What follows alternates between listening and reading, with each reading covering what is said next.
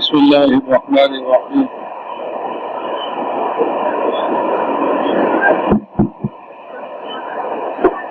الحمد لله نحمده ونستعينه ونستغفره ونؤمن به ونتوكل عليه ونعوذ بالله من شرور أنفسنا ومن سيئات أعمالنا، من يهده الله فلا مضل له ومن يضلله فلا هادي له، ونشهد أن لا إله إلا الله وحده لا شريك له، ونشهد أن سيدنا ومولانا محمدا عبده ورسوله أرسله بالحق بشيرا ونذيرا وداعيا إلى الله بإذنه وسراجا منيرا، صلى الله تعالى عليه وعلى آله وأصحابه وبارك وسلم تسليما كثيرا كثيرا. أما بعد، فأعوذ بالله من الشيطان الرجيم. بسم الله الرحمن الرحيم. قل هذه سبيلي أدعو إلى الله على بصيرة أنا ومن اتبعني وسبحان الله وما أنا من المشركين. وقال تعالى: ومن أحسن قولا ممن دعا إلى الله وعمل صالحا وقال إنني من المسلمين.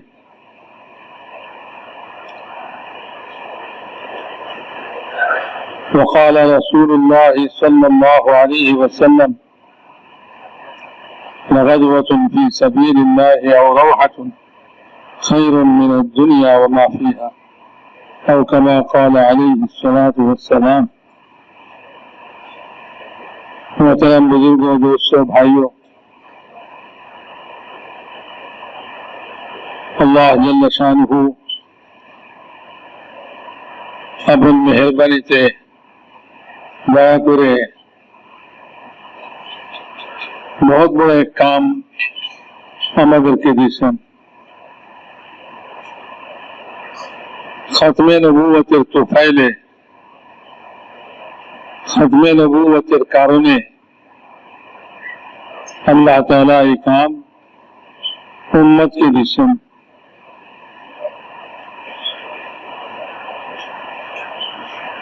যুগ যুগ ধরে উম্মত এই কাম করতে করতে আসছে। এটা কোনো নতুন কাম নয়, এই উম্মতের পুরা কাম, পুরানা জিম্মাদারি। সাহাবা রাদিয়াল্লাহু তাআলা আজমাইন এই কামকে করছেন। জামাত বানায় আল্লাহর রাস্তায় বাইর হওয়া এবং যখন এলাকায় থাকেন তখন যে সমস্ত আমলগুলা তারা করতেন, ওটা থেকেই হযরত মাওলানা ইলিয়াস সাহেব রহমতুল্লাহ আলাইহি এই কামকে নিচ্ছেন।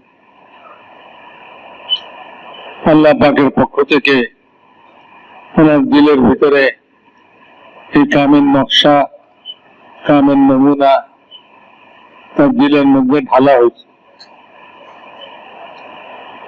बहुत बड़े बुजुर्ग ছিলেন আপন জমানায়। সমসাময়িক বুজুর্গরা বলতেন, হযরত দেহলভী তো 1000 মাইলের গতিতে চলতেছে। মাওলানা ইলিয়াস সাহেব রহমতুল্লাহ আলাইহিকে হযরত দেহলভী বলতেন। হযরত দেহলভী তো এখন 1000 মাইলের গতিতে চলতেছে।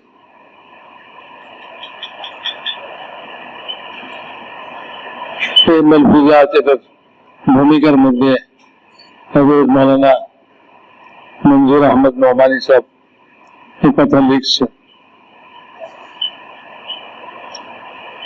চোরে মনে প্রাণে এই কামটাকে শুরু করছিলেন। এই কামের ধুন ওনার ভিতরে লেগেছিল। এরকম কোন জিনিসের আর পরোয়া ছিল না এই কামটাকে কেমনে খাড়া করবেন। এই চেষ্টা তদবিরে নিজের জান মাল সব জিনিসকে এটার মধ্যে লাগাই দিছে। এই কামটা তো সাহাবাদের কাম ছিল।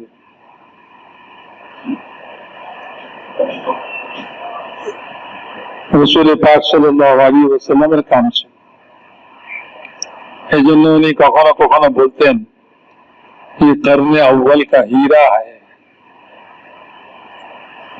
এই উম্মতের প্রথম যুগের হীরা সমতুল্য কাম, হীরার মতো দামি কাম, करने अव्वल का हीरा है। কখনো বলতেন ये काम तो तस्खीर आलम का नुस्खा है, সমস্ত জগৎকে বাধ্য করার কাম। এই কাম যখন কেউ করবে তো সমস্ত জগৎ তার জন্য বাধ্য হবে। আমরা তো এই কামের আহলিয়াতই রাখি না, যোগ্যতাই রাখি না। আমাদের মধ্যে পুরানা থেকে পুরানা লোকও এই কাজের যোগ্যতা রাখি না। আমরা সাহাবাদের সমতুল্য কে হইতে পারে বলে? আল্লাহ তাআলা সাহাবাদেরকে হুজুর আকরাম সাল্লাল্লাহু আলাইহি ওয়াসাল্লামের সোহবতের জন্য বাছাই করছিলেন। হ্যাঁ, সাহাবায়ে কেরাম হুজুর সাল্লাল্লাহু আলাইহি ওয়াসাল্লামের আল্লাহর পক্ষ থেকে বাছাইকৃত সাহাবী। সারা উম্মত কিয়ামত পর্যন্ত মিলে একজন আদনা দরজার সাহাবীর সমতুল্য হতে পারবেন। হ্যাঁ, হযরত আব্দুল্লাহ ইবনে মুবারক রাহমাতুল্লাহ আলাইহি আমিরুল মুমিনিন ফিল হাদিস, ইমাম আবু হানিফা রাহমাতুল্লাহ আলাইহির শাগির্দ, ছাত্র। ওনার কাছে ফিকহ শিখছেন, হাদিস পড়ছেন। ইমাম বুখারী রাহমাতুল্লাহ আলাইহির উস্তাদ। ইমাম বুখারী আব্দুল্লাহ ইবনে মুবারক রাহমাতুল্লাহ আলাইহির শাগির্দ। আজ সারা দুনিয়াতে বুখারী শরীফ মশহুর, ইমাম বুখারীর নাম মশহুর। ওনার উস্তাদ হলেন আব্দুল্লাহ ইবনে মুবারক রাহমাতুল্লাহ আলাইহি। উনি 6 মাস হাদিস পড়াইতেন আর 6 মাস আল্লাহর রাস্তায় জিহাদ করতেন। 6 মাস হাদিস পড়াইতেন, 6 মাস আল্লাহর রাস্তায় জিহাদ করতেন।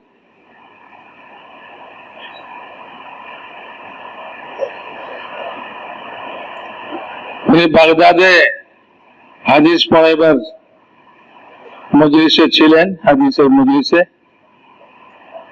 লাখো ছাত্র ওনার কাছ থেকে হাদিস শুনবার জন্য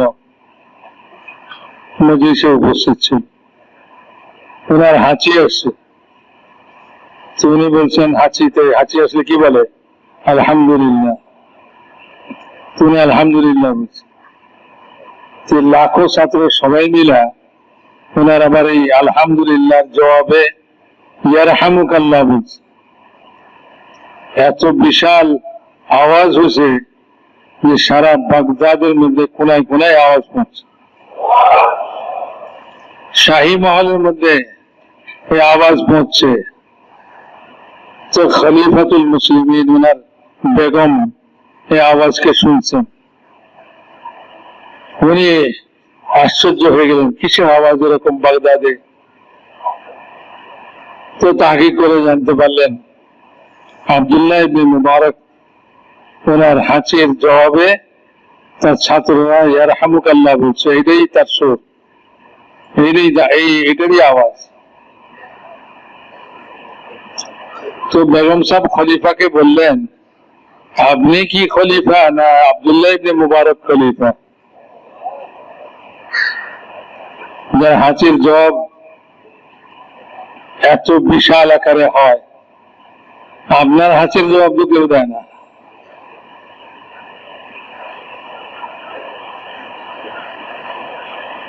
তো আব্দুল্লাহ ইবনে মুবারক রহমতুল্লাহ আলাইহি, ওনাকে একজনে জিজ্ঞাসা করছে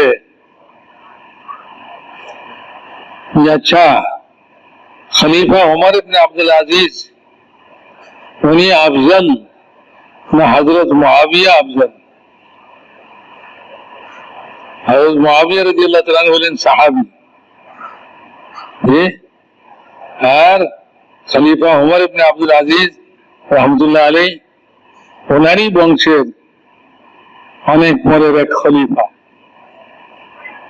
তো যেহেতু ওমর ইবনে আব্দুল আজিজ রহমতুল্লাহ আলাইহির খেলাফতের জমানায় ওই রকম ইনসাফ কায়েম হয়েছিল যেরকম হযরত ওমর রাদিয়াল্লাহু তাআলার জমানায় কায়েম হয়েছিল, খেলাফতে রাশেদার মতো।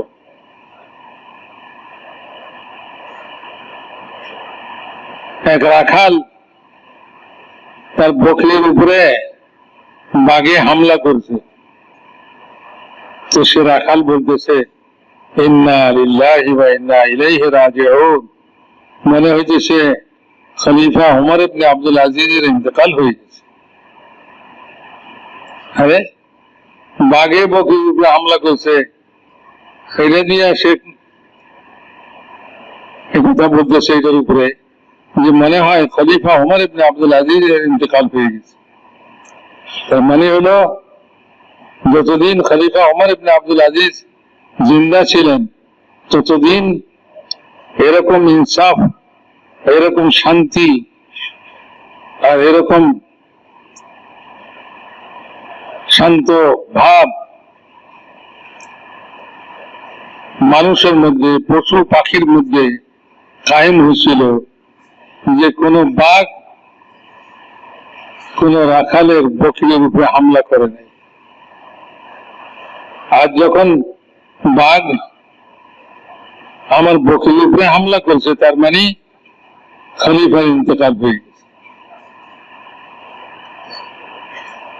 এরকম মাপের খলিফা ওমর ইবনে আব্দুল আজিজ রহমতুল্লাহ আলাইহি। তো প্রশ্নটা এই জন্যই করছে, এত বড় খলিফা,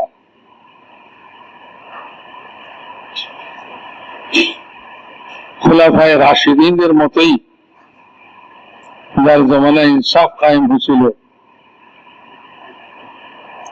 তার জিন্দিগিও সাহাবাদের জিন্দিগির মতোই ছিল।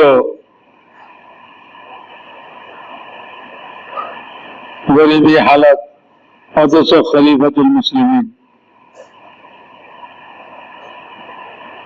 হযরত জি রহমতুল্লাহ আলাইহি শুনাইছিলেন, বলে যে ওনার বিবির কাছে, ওমর ইবনে আব্দুল আজিজ রহমতুল্লাহ আলাইহির বিবির কাছে একজন মহিলা আসে, আর একজন লোক বাড়ির দেওয়াল ইটের গাঁথনি করতেছিল, দেওয়ালের মধ্যে ইটের গাঁথনি করতেছিল। তো ওই মহিলা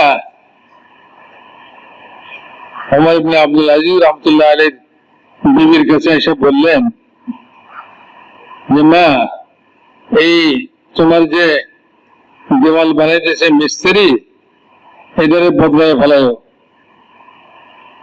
কেন? ওই যে ও কামের ফাঁকে ফাঁকে তোমার দিকে তাকাইতেছে, ভালো না লোকটা।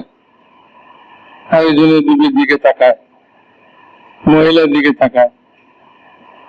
তো কামের ফাঁকে ফাঁকে সে তোমার দিকে তাকাইতেছে, তো লোকটা ভালো না, মিস্ত্রিটা বদলায় ফেলা। ওনার বিবি জবাব দিলেন, বলে যে ইনি তো স্বয়ং আমার স্বামী খলিফাতুল মুসলিমিন ওমর ইবনে আব্দুল আজিজ রহমতুল্লাহ আলাইহি। কি আজীব খলিফা মিস্ত্রির কাম করতেছে।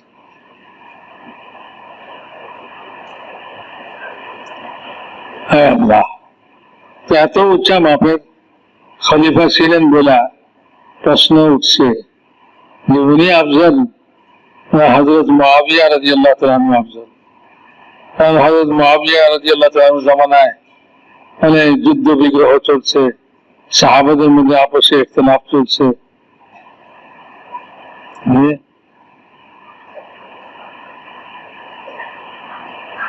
এই জামানার কিছু লোক হযরত মুআবিয়াকে দোষারোপ করে যে সুবহানাল্লাহ, কোথায় হযরত মুআবিয়া আর কোথায় ওমর ইবনে আব্দুল আজিজ? তো আব্দুল্লাহ ইবনে মুবারক রাহমাতুল্লাহ আলাইহি উনি জবাব দিলেন, কি বললা? ওমর ইবনে আব্দুল আজিজ আর মুআবিয়া এর মধ্যে কে আফজল? আরে হযরত মুআবিয়া রাদিয়াল্লাহু তাআলা আনহু হুজুর আকরাম সাল্লাল্লাহু আলাইহি ওয়াসাল্লামের সঙ্গে যে আল্লাহর রাস্তায় গেছিলেন, তার ঘোড়ার নাকে যে ধুলাবালি রাখছিল আল্লাহর রাস্তার, খলিফা ওমর ইবনে আব্দুল আজিজ তো ওই ধুলাবালির সমানও না, হযরত মুআবিয়ার ঘোড়ার নাকের ধুলাবালির সমানও না। আর তুমি কি জিজ্ঞাসা করতেছ কোথায় ওমর ইবনে আব্দুল আজিজ আর কোথায় হযরত মুআবিয়া? উনি সাহাবী, ওনাকে আল্লাহ তাআলা নবীর সোহবতের জন্য পছন্দ করছিলেন।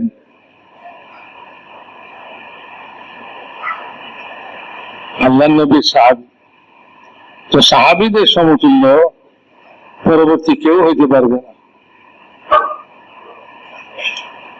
তাদেরকে আল্লাহ তাআলা বাছাই করছিলেন নবীর সোহবতের জন্য। তারা নবীর কাছ থেকে নবীওয়ালা কামের জিম্মেদারি বুঝে নিছিলেন এবং এই কাজের জন্য তাদের জীবন উৎসর্গ করছিলেন। আদনা থেকে আদনা সাহাবী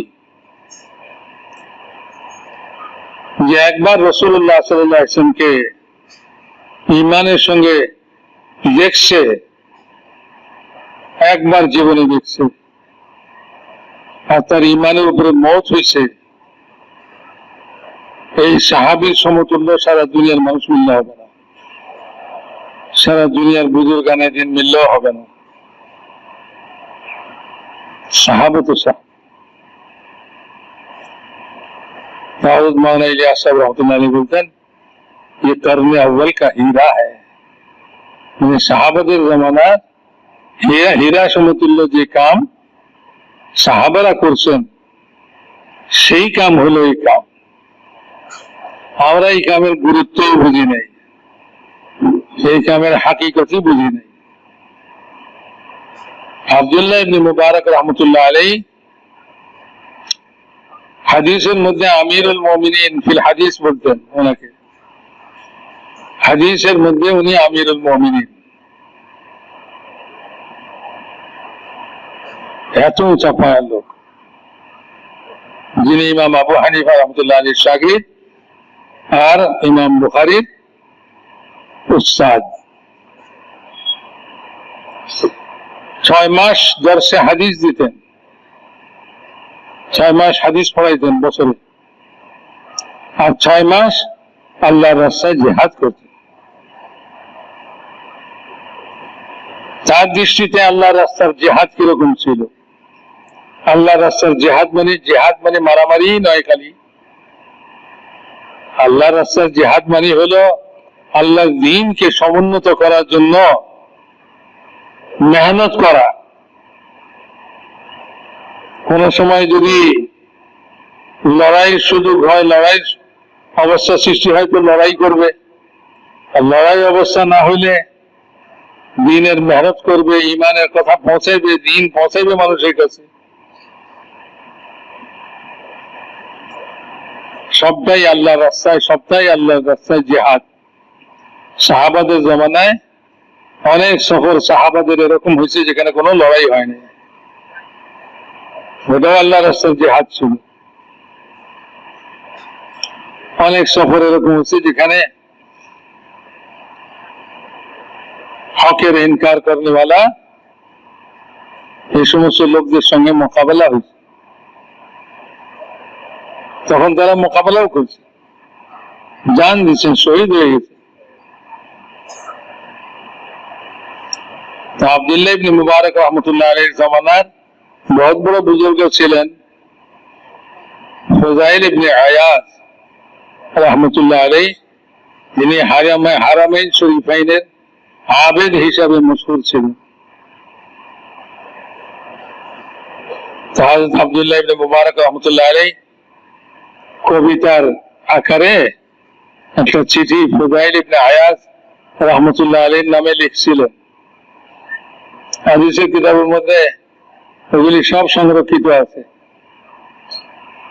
ইয়া আবিদাল হারামাইন লাউ আবসারতানা লা আলিমতা আন্নাকা বিল ইবাদাতি তালআবু।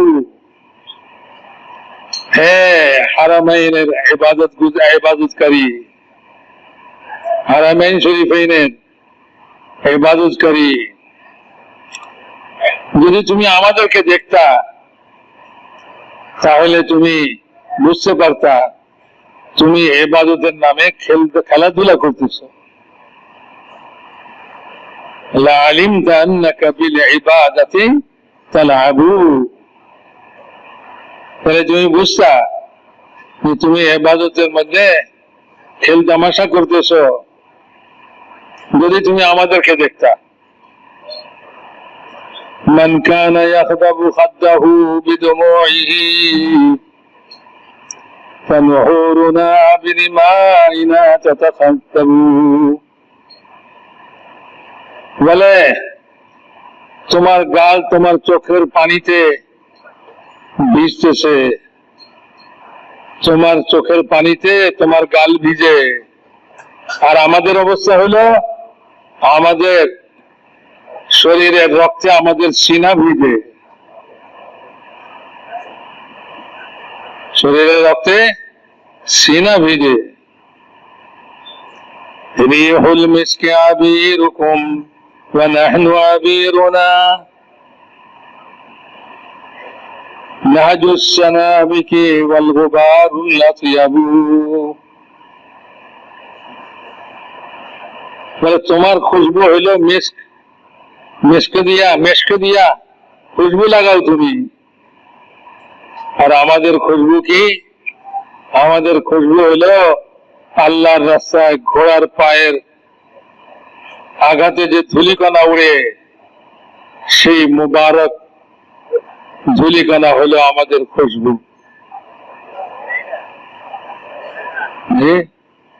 কি আজীব কথা,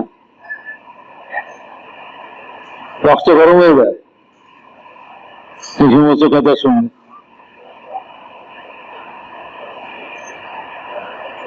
মান কানা ইয়াতাবু খায়রুহু ফি বাতিলিন ওয়া খুয়ুলুনা ইয়াওমাস সাবিহাতি তাতাবু। বলে যাদের ঘোড়া বাতিলের মধ্যে ক্লান্ত হয়, বাতিল কাজে ক্লান্ত শান্ত হয়, আর আমাদের ঘোড়া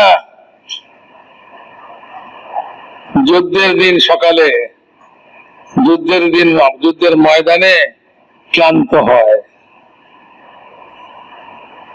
হ্যাঁ,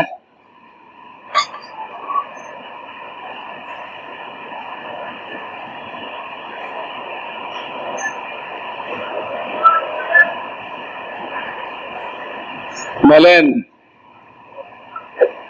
ওয়ালাকাদ আতানা মাকালু নাবিয়িনা কাওলুন সাহিহুন সাদিকুন লা ইয়াকযাবু।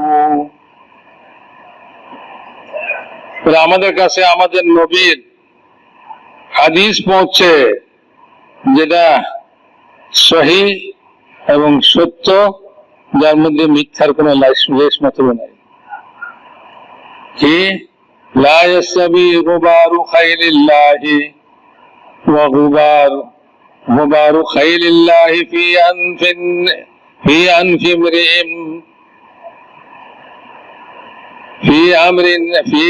ইমরিইন ওয়া দুখানু নারিন তালআবু। বলে যে আমাদের কাছে আমাদের নবীর হাদিস পৌঁছছে, আল্লাহর রাস্তার ধুলাবালি আর জাহান্নামের আগুনের ধোঁয়া একত্র হবে না। ওই নাকের মধ্যে, যে নাকে আল্লাহর রাস্তার ধুলাবালি ঢুকছে, সেই নাকে জাহান্নামের আগুনের ধোঁয়া ঢুকবে না। হ্যাঁ, ওয়াকিতাবুল্লাহি ইয়ানতিকু বাইনানা লাইসা শাহীদু কাল মাইয়িতি লা ইয়াকযাবু। আর আল্লাহ তাআলার কোরআন আমাদের কাছে পৌঁছছে, সেটা কি? আল্লাহর রাস্তায় মরনেওয়ালা মারা যায় না, সে মুর্দা নয়।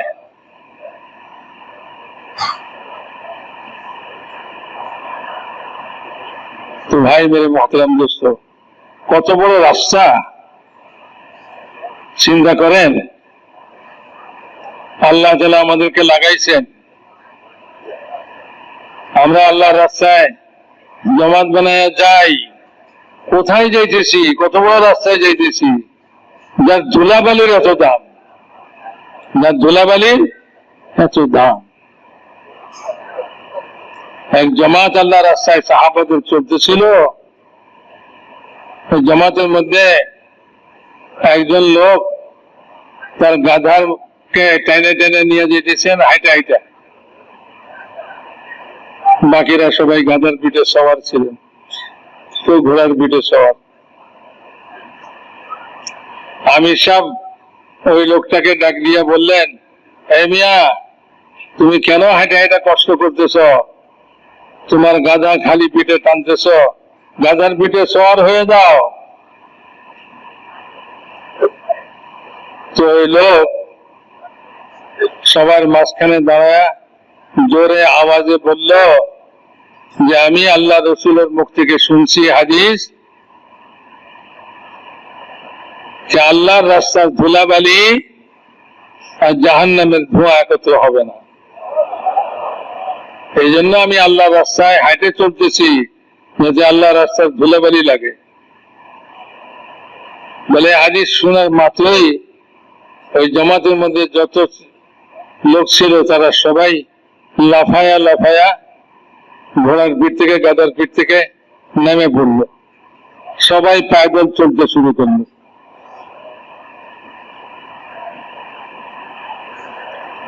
দাওয়াতের রাস্তা, আল্লাহর দ্বীনের নুসরতের রাস্তা, আল্লাহর নামে আল্লাহর রাস্তায় বাইর হওয়া কত বড় জিনিস। হযরত মাওলানা সাঈদ আহমদ খান সাহেব বৃদ্ধ বয়সেও একথা বয়ানের মধ্যে বলতেন যে, আমরা এখনো এই কামের হাকিকতকে বুঝি নাই। যদি আমরা এই কামের হাকিকতকে বুঝতাম, তাহলে আমাদের জিন্দেগি সাহাবাদের জিন্দেগির মতো হয়ে যেত। সাহাবাদের জিন্দেগিতে কখনো ওজোর খাই, ওজোর আপত্তি ছিল না। যখনই তাকাজা আসছে, সব তৈয়ার, সব তৈয়ার, জান দিতে তৈয়ার, মাল খরচ করতে তৈয়ার, বিবিকে বিধবা বানাইতে তৈয়ার, ছেলে মেয়েদেরকে এতিম বানাইতে তৈয়ার। আরে তাদের হালত তো এরকম ছিল, তারা এই কথা নিয়ে গর্ব করতেন যে কাদের বাপ ভাই আল্লাহর রাস্তায় মরছে, আর তারা লজ্জিত হইতেন যাদের বাপ ভাই বাড়িতে মারা গেছে। তো ওই সমস্ত মেয়েরা গর্ব করত ওই সমস্ত মেয়েদের উপরে যে যাদের বাপ ভাই বাড়িতে মারা গেছে, ঘরে মারা গেছে। তারা বলতো, আমার বাপ আল্লাহর রাস্তায় আল্লাহ রসুলের সঙ্গে শহীদ হয়েছে, ওহদের ময়দানে শহীদ হয়েছে, বদরের ময়দানে শহীদ হয়েছে, অমুক সফরে আমার ভাই শহীদ হয়েছে। যে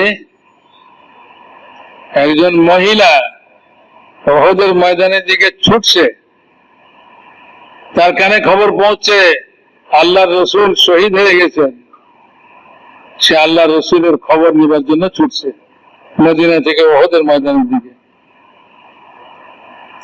পথে একজনে বলল, হে অমুকের মা, তোমার স্বামী ওহদের ময়দানে শহীদ হয়ে গেছে। বললো ইন্না লিল্লাহি ওয়া ইন্না ইলাইহি রাজিউন, আমাকে বলো আল্লাহ রসুল কেমন আছে।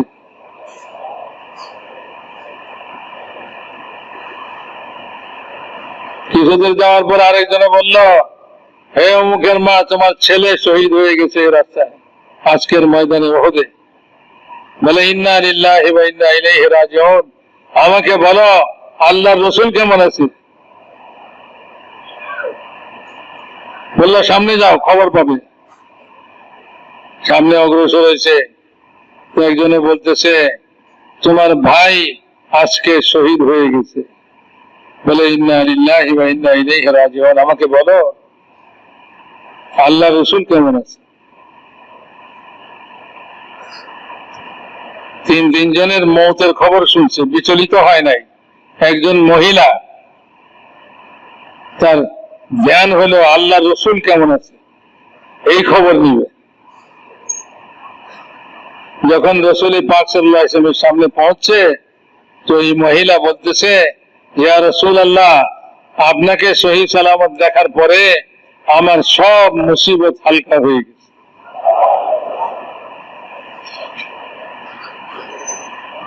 তো আল্লাহ রসুলের মহব্বত, ইশকে রসুল এটারে বলে। আল্লাহর দ্বীনের জন্য কার বাপ শহীদ হয়েছে, কার ভাই শহীদ হয়েছে, তার ছেলে শহীদ হয়েছে, তার স্বামী শহীদ হয়ে গেছে, 4 জন পুরুষ তার ঘরের আল্লাহ রাস্তায় শাহাদত বরণ করছে, তারপরেও সে বলতেছে সব মুসিবত আমার কাছে হালকা হয়ে গেছে আল্লাহ রসুল আপনাকে দেখার পরে।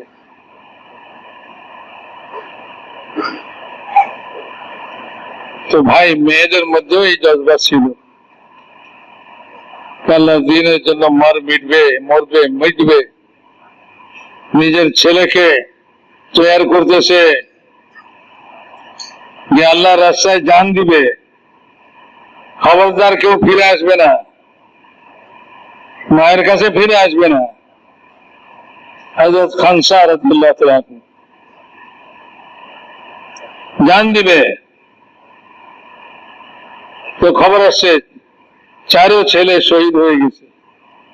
তো আল্লাহ তাআলা শুকর আদায় করতেছে, আল্লাহ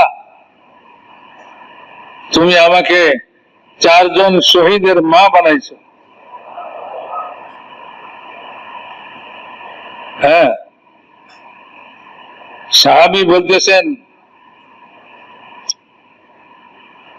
দোয়া করো, 2 জনে মিলে দোয়া করে।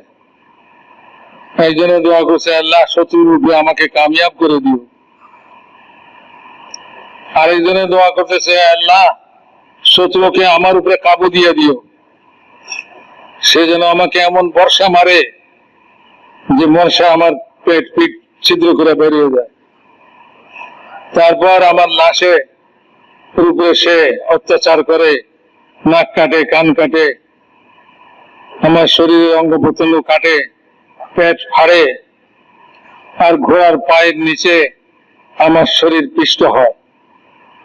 কাল কিয়ামতের ময়দানে যখন আমি উঠব, তখন তুমি আমাকে বলবে, জিজ্ঞাসা করবে তোমার এই অবস্থা কেন হয়েছিল। আমি বলবো, আয় আল্লাহ, তোমার জন্য, তোমার রাস্তায় এই অবস্থা হয়েছিল আমার। আর তুমি বলবে সাদাক্তা, সত্য বলছো। এটা হলো তার দোয়া। বুঝলেন কত বড় রাস্তা, বুঝছেন? হ্যাঁ, আমরা 2-4 পয়সা খরচ করি, তাতেই মনে হয় যেন বিশাল করে বলেছি। 2-4 বার 3 চিল্লা লাগাইছি আর মনে করছি বিশাল কিছু করে ফেলছি। বিদেশে সফর করছি, মনে করছি যে বিশাল কিছু করে ফেলছি। সুবহানাল্লাহ, কোথায় সাহাবায়ে কেরাম আর কোথায় আমরা। আল্লাহ রসুল এই জমানার মানুষদেরকেও বঞ্চিত করেন নাই। সাহাবাদের সম্পর্কে তো বলছেনই, তাদের মর্যাদা কি হবে আল্লাহর কাছে, তাদের মর্তবা কত উপরে হবে। সাইয়্যিদুশ শুহাদায়ে ইয়াউমাল কিয়ামতি হামজা রাদিয়াল্লাহু তাআলা, হুজুর সাল্লাল্লাহু আলাইহি ওয়াসাল্লামের চাচা উহুদের ময়দানে শহীদ হয়েছেন, আর তার নাক কাটছে, কান কাটছে, তার চেহারাকে বিকৃত করছে, ওটা দিয়ে মালা বানাইছে, তার পেট ফাটছে, কলিজা চাপাইছে, বাইর করে কলিজা চাপাইছে, গিলতে পারে নাই। এরকম বিভৎস লাশ চাচার দেখা রাসূলুল্লাহ সাল্লাল্লাহু আলাইহি ওয়াসাল্লাম চিৎকার বেড়ে গেছে। রাসূলুল্লাহ সাল্লাল্লাহু আলাইহি ওয়াসাল্লাম কখনো জোর করে কাঁদে নেই, জোর আওয়াজে কাঁদে নেই। চাচার এই লাশ দিকে হুজুরের জোর আওয়াজে কান্না বেরিয়ে গেছে। আর তখন কি বলছেন যে কিয়ামতের দিন আল্লাহর কাছে, আল্লাহর দরবারে কিয়ামত পর্যন্ত আনেওয়ালা সমস্ত শহীদানদের সরদার হবে এই হামজা, সৈয়দুস শুহাদা। হামজা সৈয়দুস শুহাদা, চাচার শাহাদাত রাসূলুল্লাহ সাল্লাল্লাহু আলাইহি ওয়াসাল্লাম দেখা বরদাস্ত করতে পারেন। তাকে শহীদ করনে वाला ওয়াহশী রাদিয়াল্লাহু তাআলা আনহু, উনিও পরবর্তীতে ঈমান আনছেন, হুজুরকে দেখছেন, হুজুরের সাহাবী। হুজুর বলছিলেন আমার চাচার শাহাদাতের সেই অবস্থা আমার চোখের সামনে ভাসে, হে ওয়াহশী তুমি আমার থেকে একটু দৃষ্টির আড়াল হয়ে থেকো, কারণ তোমাকে দেখলেই আমার চাচার কথা মনে পড়ে। আর ওয়াহশী রাদিয়াল্লাহু তাআলা আনহু হুজুর সাল্লাল্লাহু আলাইহি ওয়াসাল্লামের জীবদ্দশায় এইভাবেই থাকছে, হুজুরের সামনে আসেননি কখনো। আল্লাহর নবীর দিলে কষ্ট আসবে, আল্লাহর নবীর দিলে কষ্ট আসা এটাও বরদাস্ত হয়নি সাহাবাদের।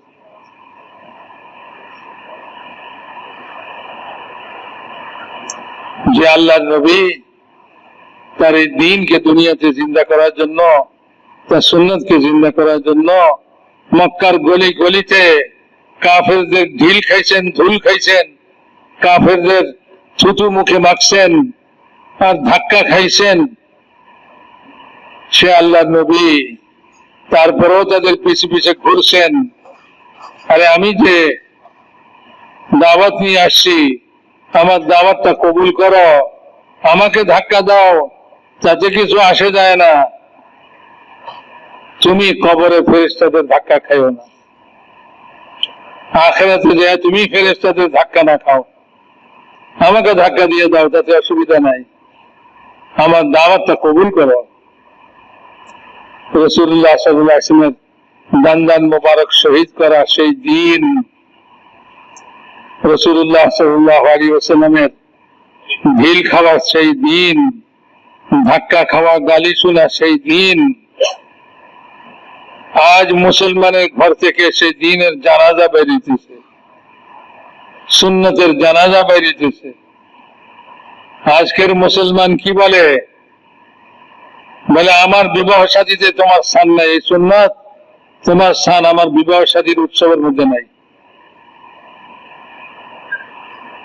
আমার কোন উৎসবের মধ্যে তোমার জায়গা নাই, সেই সুন্নত, সুন্নতকে ওখানে পরিত্যাগ করা হবে, সুন্নতকে ছাড়া হবে, সুন্নতের জানাজা বাইর হবে মুসলমানের উৎসব থেকে, মুসলমানের ঘর থেকে, মুসলমানের জীবন থেকে। ওই সুন্নত বাইর হয়ে, সুন্নতের জানাজা বাইর হইতেছে, যে সুন্নতের জন্য আল্লাহ রাসূল পথে পথে লাঞ্ছিত হয়েছেন, যে সুন্নতের জন্য আল্লাহর রাসূল ঢিল খাইছেন, উহুদের ময়দানে আহত হইয়া গর্তের মধ্যে পড়ছেন, আর উহুদের ময়দানে দান মুবারককে শহীদ করেছেন। সে আল্লাহর রাসূলের শহীদ করা দ্বীন, শহীদ করা সুন্নত জিন্দা করার মেহনত হইল এই মেহনত। বলেন এটা কতখানি সাধারণ মেহনত না কত উঁচা মানের মেহনত? অনেক উঁচা মানের মেহনত ভাই, আমরা বুঝি নাই এই মেহনত যে কত উঁচা মর্যাদা রাখে। এই মেহনতের মধ্যে মরনেওয়ালা গর্ব করতেছে, আর সে বলতেছে তুমি ইবাদতের মধ্যে তোমার চোখের পানিতে গাল ভিজাও, আর আমার তো শরীরের রক্ত দিয়ে আমার বুক ভিজে, বলো তুমি আমার সমতুল্য কি করে হইতে পারো? বলেন, আল্লাহ তাআলার মেহেরবানি, এমন যুগ আল্লাহ তাআলা আমাদের কাছে আনছেন যে যুগে শহীদ হওয়ার কোনো মারবার কোনো ব্যবস্থা নাই। তো এখানে তো শহীদ হওয়ার কোনো রাস্তা রইল না। কি বলেন? মুসলমানের বিরুদ্ধে মুসলমান লড়াই করবে? কোন মুসলমানকে হত্যা করে আল্লাহ তাআলা বলেন, যদি সমস্ত দুনিয়ার জিন ইনসান মিলে একজন মুসলমানকে হত্যা করে, আমি তাদের সকলকে জাহান্নামে নিক্ষেপ করব, কোনো পরোয়া করব না। আল্লাহর কাছে একজন মুসলমানের এত দাম, একজন মুমিনের এত দাম। তো শরীয়তের শাস্তি বিধান এগুলিকে জিন্দা করার জন্য অনেকে চেষ্টা করে। আরে ভাই, আল্লাহ তাআলা তো আমাদের কমজোর ইমানের উপরে আমাদের উপরে রহম খায়া আল্লাহ কোরআনে আয়াত নাযিল করেছেন যে আল্লাহ দুশমনদের হাত কাটো, পাও কাটো, আর তাদেরকে নির্বাসন দাও, দেশ ছাড়া করো। এটা তো ছিল আসল হুকুম। তারপরে বলতেছে, ইল্লাল্লাযীনা তাবু মিন ক্বাবলি আন তাকদিরু আলাইহিম ফা'লামু আন্নাল্লাহা গফুরুর রহিম। তবে যাদেরকে ধরার আগে তারা তওবা করে ফেলায়, তাদের জন্য এই শাস্তি না। আল্লাহ গফুরুর রহিম, আল্লাহ তাদেরকেও মাফ করে দিবে। তো এই জমানায় ইসলামী হুদুদ, ইসলামী শাস্তি তো চলতেছে না কোথাও, তো কোনো অসুবিধা নাই। এই জমানায় যদি কেউ এমন কাজ করে যেটাতে ইসলামের শাস্তি তার উপরে আসে, হাত কাটা হোক, চুরি করছে হাত কাটবে, জিনা করছে বিবাহিত লোক, তাকে পাথর মারা হবে, আর কাউকে হত্যা করছে তার কেসাস নেওয়া হবে, তাকেও বদলায় কতল করা হবে। এটা তো এখন বিধান নাই, এটাকে কায়েম করার মতো অবস্থাও নাই। তাহলে কি হবে? বলে আল্লাহ আরেক রাস্তা রাখছে, ইল্লাল্লাযীনা তাবু মিন ক্বাবলি আন তাকদিরু আলাইহিম। যাদেরকে ধরার আগে তারা তওবা করে ফেলে, যে গুনাহ করছে সে গুনাহ থেকে তওবা করে ফেলে, তার জন্য এই শাস্তির দরকার নেই। বলেন, এই জমানায় আমাদের জন্য আল্লাহ, আমাদের ইমানি শক্তি এরকম নাই, চোরের হাত কেটে দিবে, জিনাকারকে রজম করবে, পাথর মারবে। এই জমানায় তো এরকম ইমানি জোরই নাই, ইমানি শক্তিই নাই যে এই কাম করবে, এই শরীয়তের শাস্তি কায়েম করবে। তো এই জমানার জন্য আল্লাহ তাআলা বড় মেহেরবান, বলে যদি তওবা করো তাহলে এই শাস্তি থেকে তুমি রেহাই পাইবা। তো তওবার রাস্তা ঘাটছে। আগের জমানায় তো শাস্তি ছিল যে হুজুরের কাছে এক লোক হয়ে আনছে, চুরি করছে, হাত কাটবে, হাত কাটার হুকুম হয়ে গেছে। এখন লোকেরা সুপারিশ করে, কান্দে। তো হুজুর বললেন, তো তোমরা আমার কাছে আনলা কেন? আমার কাছে আনবার আগেই তোমরা তাকে মাফ করে দিতা, তাইলে তো আর এই শাস্তি তার উপরে লাগতো না। কিন্তু শরীয়তের যে ইমাম হবে, তার কাছে যখন এরকম শরীয়তের হুকুম আসবে, তখন সে এটার মধ্যে পরিবর্তন করতে পারে না, সে মাফ করতে পারে না। শরীয়তের শাস্তি তার উপরে কায়েম করা ইমামের জন্য জরুরি হয়ে পড়ে। এখন তো শরীয়তের ইমাম নাই। এই জমানার মানুষের জন্য আল্লাহ তাআলা কমজোর ইমানের কারণে এই মেহেরবানিটুকু করছেন, ইল্লাল্লাযীনা তাবু মিন ক্বাবলি আন তাকদিরু আলাইহিম ফা'লামু আন্নাল্লাহা গাফুরুর রহিম। জেনে রাখো আল্লাহ গাফুর রহিম, রহম করনেওয়ালা। তা আমাদের উপর আল্লাহ রহম করছে। এখন আল্লাহ রাস্তায় চলেন, ভাই মাইর নাই, ঝগড়া নাই, মিঠা মিঠা কথায় দাওয়াত দিবেন, মুসলমানকে তার দ্বীনের দিকে ফিরাইবেন, তার ইমানি কথা বলা, তার ভিতরে ইমানি শক্তি পয়দা করবেন, তাকে সুন্নতের উপরে আনবেন, তাকে এই মেহনতের মধ্যে লাগাইবেন। এটার জন্য তো কোনো মারামারি নাই, কি বলো? হযরত মাওলানা ইলিয়াস সাহেব রহমাতুল্লাহ আলাইহি কোন মারামারি কথা বলছেন?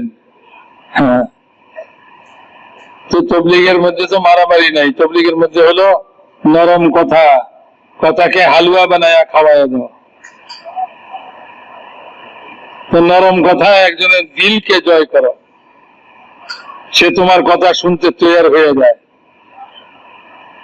যখন তোমার নরম কথা একজন তৈরি হয়ে যাবে, তো সে ইমানের কথা শুনবে, দ্বীনের কথা শুনবে, ইমান তার শক্তিশালী হবে, ইমানের জন্য মেহনত করবে, তার জিন্দেগিতে দ্বীন আসবে, সে নামাজ পড়তে তৈরি হবে, সে ফরজ হুকুম আদায় করতে তৈরি হবে, সে আল্লাহ রসুলের সুন্নতের উপরে চলাকে পছন্দ করবে, বিজাতির তরিকাকে ঘৃণা করবে। এখন তো মুসলমান বিজাতির তরিকাকে আমরা পছন্দ করতেছি, আর আল্লাহ নবীর সেই ধাক্কা খাওয়া সুন্নতকে, সুন্নতের জানাজা ঘর থেকে বের করতেছি, বিদায় জানাইতেছি। যাও ভাই, তুমি আল্লাহ রসুলের সুন্নত আমার ঘরে জায়গা নাই, আমার ঘরে তো বিজাতির তরিকা চলবে, খানা খাওয়া বিজাতির তরিকায় চলবে। আল্লাহু আকবার। আল্লাহ আমাদের উপরে এখনো রহম করতেছেন, এখনো দয়া করতেছেন, জমিনের উপরে এখনো টিকায় রাখছে। তা না হলে আল্লাহর রসুলের এক ফোঁটা রক্ত জমিনে পড়ে আর আল্লাহ তাআলার গজব গোসা মৌজ মারে, ঢেউ মারে, আর আল্লাহ তাআলা ফেরেশতা নাযিল করে বলেন, ইয়া রাসূলুল্লাহ, আল্লাহ দেখছেন আপনার কওম আপনার সঙ্গে কি ব্যবহার করছে, আপনার জুতা আপনার রক্তে রঙিন হয়েছে, আপনার রক্ত মাটিতে পড়ছে। এটা আল্লাহ তাআলা গোসার মধ্যে মৌজ উঠাই দিচ্ছে, ঢেউ উঠাই দিচ্ছে। আপনি বলেন দুই দিকের পাহাড়কে মিলাইয়া এই জাতিকে পিষে দিবে আল্লাহ তাআলা। আল্লাহ খবর পড়েছেন আপনার কাছে। দয়ার নবী কি বলে, না না না, আমি এটা চাই না, আমি চাই এরা যদি ঈমান নাও আনে, এবার এদের বংশে এমন লোক তৈরি হবে যারা ঈমান কবুল করবে, দ্বীন কবুল করবে, সুন্নত কবুল করবে, ঈমানের উপরে, দ্বীনের উপরে, সুন্নতের উপরে চলবে, এরকম লোক ভবিষ্যতে পয়দা হবে। ওইটা হলেই আমার মেহনত সার্থক মনে করি, যদিও এরা আমার দাওয়াতকে কবুল করে নেয়। তো আল্লাহর নবীর এক ফোঁটা রক্তের এত মূল্য, এই রক্ত ঝরছে এই দাওয়াতের রাস্তায়, দ্বীনের রাস্তায়, খোদার দ্বীনকে দুনিয়াতে প্রতিষ্ঠিত করার জন্য, আর আল্লাহর নবীর সুন্নতকে দুনিয়াতে চালু করার জন্য। আল্লাহর নবীর রক্ত মাটিতে ঝরছে, সেই দ্বীন আজ আল্লাহর নবীকে নবী মাননেওয়ালা, আল্লাহকে আল্লাহ মাননেওয়ালা, নবীর সুন্নতের জানাজা বের করতেছে। সে বলে আমার ঘরে নবীর সুন্নতের জায়গা নাই, আমার বিবাহ শাদীতে নবীর সুন্নতের জায়গা নাই, আমার ঘরে তো বিজাতির তরিকা হবে, আমার বিবাহ শাদীতে বিজাতির তরিকা হবে। মেরে মুহতারাম দোস্ত, এই মুখ নিয়ে কিয়ামতের ময়দানে আল্লাহর নবীর সামনে কার হিম্মত আছে মুখ লিয়ে খাড়া হবে আল্লাহর নবীর সামনে? যে নবীর শাফাআত ছাড়া সারা কিয়ামত পর্যন্ত, দুনিয়া শুরু থেকে কিয়ামত পর্যন্ত সমস্ত মানুষ আযাবের মধ্যে থাকবে, আর ওই নবীর শাফাআতের কারণে ওই আযাব থেকে মুক্তি লাভ করবে কিয়ামতের ময়দানে। শাফাআতে কুবরা, মাকামে মাহমুদ দিবেন আল্লাহ তাআলা। দুনিয়ার শুরু থেকে শেষ পর্যন্ত প্রত্যেকটা মানুষ সেদিন তার প্রশংসা করবে যে কিয়ামতের ময়দানের আযাব থেকে আমাদেরকে উনি সুপারিশ করে উদ্ধার করছে। ওই নবীর সামনে আজকের মুসলমান কোন মুখ নিয়ে দাঁড়াবো বলেন, যে নবীর সুন্নতকে আমরা মিটাইতেছি, যে নবীর সুন্নতকে আমরা ছাড়তেছি। আজ ওই মেহনত হযরত মাওলানা ইলিয়াস রহমাতুল্লাহ আলাইহি কি আল্লাহ তাআলা উসিলা করে এই জামানায় এই মেহনতকে চালু করছেন, যে মেহনতের দ্বারা আল্লাহর রাসূলের সেই রক্ত ঝরা দান দান শহীদ হওয়া সুন্নত পুনরায় জিন্দা হইতেছে। যে মেহনতের মধ্যে লাগছে ভাই, পুরা সুন্নত না পারলেও সুন্নতের জানাজা তো বাইর করে না, সুন্নতের তো বিদায় তো জানায় না, সুন্নতকে ঘৃণা তো করে না, সুন্নতকে বুক পেতে নেয়, সুন্নতকে মহব্বত করে নেয়, সুন্নতের উপরে চলতে চেষ্টা করতেছে। যে লিবাসের সুন্নত জিন্দা হয়ে গেছে, মাথায় টুপির সুন্নত জিন্দা হয়ে গেছে, যে খাওয়ার সুন্নত জিন্দা হয়ে গেছে, শোয়ার সুন্নত জিন্দা হয়ে গেছে। আল্লাহ রাস্তায় বাইরে সুন্নতের আলোচনা করে, মুজাকারা করে, আর প্রত্যেকটা সুন্নতের উপরে আমল করার জন্য চেষ্টা করে। কত বড় কাম বলেন! আল্লাহর নবীর রক্ত কি সস্তা? এই জমিন আসমানের চেয়েও দামি। আল্লাহর রাসূলের সামান্য কষ্ট জমিন আসমান সহ্য করার ক্ষমতা রাখে না। সে আল্লাহর নবী কষ্ট করে যে দ্বীনকে দিয়ে গেছিলেন, যে সুন্নত দিয়ে গেছিলেন, যে শরীয়ত দিয়ে গেছিলেন, ওই শরীয়ত আজ মিটতেছে। নামাজের মধ্যে থেকে সুন্নত মিটে গেছে। নামাজ আল্লাহর ইবাদত, সুন্নত মোতাবেক হওয়া চাই। কিছু সুন্নত হয়, কিছু সুন্নতের পরোয়া নাই। ওযু করি, ওযুর মধ্যে কিছু সুন্নত আমল হয়, কিছু সুন্নতের পরোয়া নাই। আজ মুসলমানের ওযু থেকে সুন্নত বাইরে গেছে, ইবাদত থেকে সুন্নত বাইরে গেছে। রমজান মাসে উপাস থাকাকেই রোজা মনে করতেছে মুসলমান। আরে রোজার তো আদাব আছে, রোজার তো সুন্নত আছে, নামাজের আদাব আছে, নামাজের তরিকা আছে, নামাজের মধ্যে কিছু ফরজও আছে। আজকের মুসলমান ফরজ আদায় করলে মনে করে নামাজ হয়ে গেছে। আরে সুন্নত যাবে কোথায়? সুন্নতও করেন, সুন্নত আদায় করেন, নামাজের সুন্নতও পড়েন, নামাজের ভিতরে সুন্নত, নামাজের বাইরে সুন্নত। তো সুন্নত হাত থেকে ছুটছে আজ মুসলমান, শরীয়ত হাত থেকে ছুটছে আজ মুসলমানের। মুআমালাতের মধ্যে কোন শরীয়ত নাই, যেরকম মনে চায় সেরকম কায় কারবার করব, যেখানে লাভ দেখব সেটাই করব। এটা হালাল না হারাম, শরীয়ত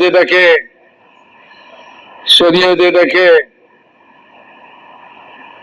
বলে না না বলে, করতে বলে না না করতে বলে, এটার কোনো পরোয়া নাই।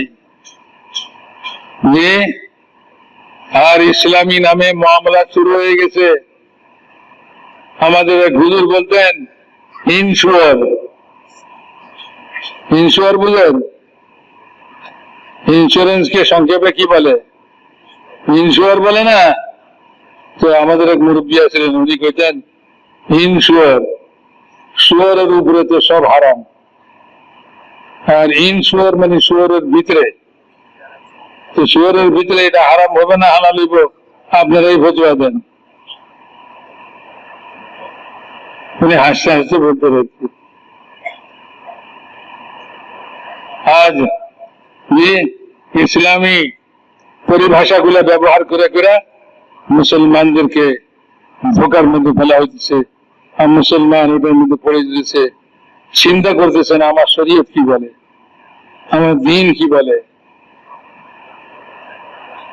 তো শরীয়তের উপরে মামলাত নাই, কায় কারবার লেনদেন শরীয়তের উপর থেকে হটে গেছে। বেপরোয়া ভাবে কায় কারবার চলতেছে, বেপরোয়া ভাবে ইবাদত চলতেছে। আরে ভাই, কেউ কোনোদিন ওযু শিখছেন কারো কাছে? শিখি নাই, দেখে দেখে ওযু করি, আর এই জন্য ওযু করতে দেখছি, আমিও ওযু করি। আচ্ছা, এরকম করলে ওযু হয়ে যায়, তা আমিও করি। যে ওযুর মধ্যে কি আছে? তো ওযুর মধ্যে তো তুমি আপাদ মস্তক গুনাহ থেকে পাক হওয়া রাখছে। তুমি তো শরীরের অঙ্গ প্রত্যঙ্গ কয়েকটা ধুইবা ওযুর নামে, খালি ওই অঙ্গ প্রত্যঙ্গ গুলা পাক হবে তা নয়, তোমার মাথা থেকে পা পর্যন্ত সমস্ত শরীর গুনাহের ময়লা থেকে পাক হয়ে যাবে। এক বুজুর্গ ছিলেন, গুনাহের পানির মধ্যে, আরে ওযুর পানির মধ্যে গুনাহ দেখতে পাইতেন, ধুয়ে যাইতেছিল। ওযুর পানির সঙ্গে গুনাহ ধুয়ে যায়। হাদিসের মধ্যে আছে যে মানুষ যে অঙ্গ প্রত্যঙ্গ ধোয়, তো যে অঙ্গ ধোয় সে অঙ্গের শেষ ফোঁটা পানির সঙ্গে শেষ গুনাহটা ধুয়ে পড়ে যায়। হাতের গুনাহ গেল, মুখের গুনাহ গেল, সর্বাঙ্গের গুনাহ কেমনে যাবে? এটার জন্য তো আল্লাহ রসুল তরিকা বাতাইছে, কে ওযুর আগে তুমি বিসমিল্লাহ পড়ো। ওযুর আগে তুমি কি পড়ো? বিসমিল্লাহ পড়ো। তো যদি তুমি ওযুর আগে বিসমিল্লাহ পড়ো, তো এই ওযু তোমার যে অঙ্গ ধুইছো সে অঙ্গের গুনাহকে যেমন ধুয়ে নিবে, যে অঙ্গ ধো নাই সেটার গুনাহকেও ধুয়ে নিয়ে যাবে। সমস্ত শরীরকে পাক সাফ করে দিবে তোমাকে। তুমি এই পাক সাফ ওযু করার পরে পাক সাফ হইয়া আল্লাহর দরবারে খাড়া হও। কি বলেন? একজন লোক নামাজের জন্য নামাজের কাতারে খাড়া হয়েছে ওযু করে, এই ওযুতে তার মাথা থেকে পা পর্যন্ত সমস্ত শরীর তার গুনার ময়লা থেকে পাক করে আইছে। এখন সে আল্লাহর দরবারে খাড়াইছে পাক সাফ হইয়া। আল্লাহ তাআলার দৃষ্টি তার দিকে কেমন হবে? আরেকজন গুনার ময়লা লইয়া আল্লাহর দরবারে নামাজের জন্য খাড়া হয়েছে, তার দিকে আল্লাহর দৃষ্টি কেমন হবে? আরে দ্বীন, শরীয়ত, ইবাদত এগুলি যদি আমাদের মধ্যে জিন্দা হয়ে যায়, তো আমরা তো জমিনের উপরে চলনেওয়ালা ফেরেশতা হয়ে যাব, মাসুম ফেরেশতার মতো গুনাহ থেকে পাক সাফ হয়ে চলবে। আর নেকি কদম কদমে নেকি, কথায় কথায় নেকি, এক কথা 1 বছরের নেকি। 1 বছর ধরে একজনের নেক আমল করে যা কামায়, তো এক কথায় সেই পরিমাণ নেকি কামাই করে। আল্লাহর রাস্তায় এক কথা 1 বছরের নেকি। আল্লাহর দ্বীনের জন্য একটা কথা, আল্লাহর দ্বীনের জন্য আল্লাহর পক্ষে একটা কথা কাউকে বলে, যে রিক্সাওয়ালা আছে না, আপনাদের টাইনা লেগে গেছে, ঘামায়া গেছে, বেচারা নামাজেরও খবর নাই, দ্বীনের কোনো খবর নাই, লেবাস পোশাকেরও খবর নাই, রিক্সা চালায়, কামাই করে খায়। আপনি তার রিক্সায় বসছেন, রিক্সা তার মঞ্জিলে পৌঁছায় দিয়া রিক্সাওয়ালাকে ভাড়া দিচ্ছেন, তার মেহনতের মজুরি দিচ্ছেন, বহুত দয়া করছেন। যদি 2টা কথা বলেন, বলে ভাই আমরা আল্লাহর কাছ থেকে আসছি, আল্লাহর কাছে যাব, আল্লাহর কাছে যাওয়ার জন্য ঈমান আমল বানায় নিতে হয়, তো তুমি তো আল্লাহ তোমার উপরে বেশি হুকুম চাপায় নাই, যাকাতের হুকুম তোমারে দেয় নাই, হজের হুকুমও তোমারে দেয় নাই, কারণ তোমার কাছে তো মাল নাই। তুমি 5 ওয়াক্ত নামাজ পড়বা, রমজান মাস হলে রোজা রাখবা, হুজুর দিন বেলা খাটাখাটি করনেওয়ালা মানুষ, আমি রোজা রাখতে পারি না। আরে ভাই, রমজান মাসের জন্য কমসে কম এতটুকু করো, দিনের বেলা খাটনি না করো দুনিয়ার জন্য, রোজা রাখো, রাত্রে রিক্সা চালাও, খুব খাটনি করো, এইভাবেও তো হতে পারে। একটা বুদ্ধি বাতাই দিলে। তো দুটা কথা একটা রিক্সাওয়ালাকে বললেন, আমরা তো বলি না, বলি রিক্সায় চলছি, কষ্ট করে রিক্সাওয়ালা চালাইছে, তাতে গরিব মনে করা তারে কিছু টাকা পয়সা দিয়ে দিছি, আচ্ছা খায় পরে বাঁচুক। আরে কবরের মধ্যে গেলে কি অবস্থা হবে তার? আখেরাতে আল্লাহর সামনে কিভাবে সে খাড়া হবে? আল্লাহ তাআলার আহকামাতকে নষ্ট করে সে যখন কবরে যাবে, দুনিয়ারও ফকির, আখেরাতেরও ফকির। তো তারে দুই চারটা আখেরাতের কথা বললে, এক একটা কথা আমার জন্য এক এক বছরের নেকি।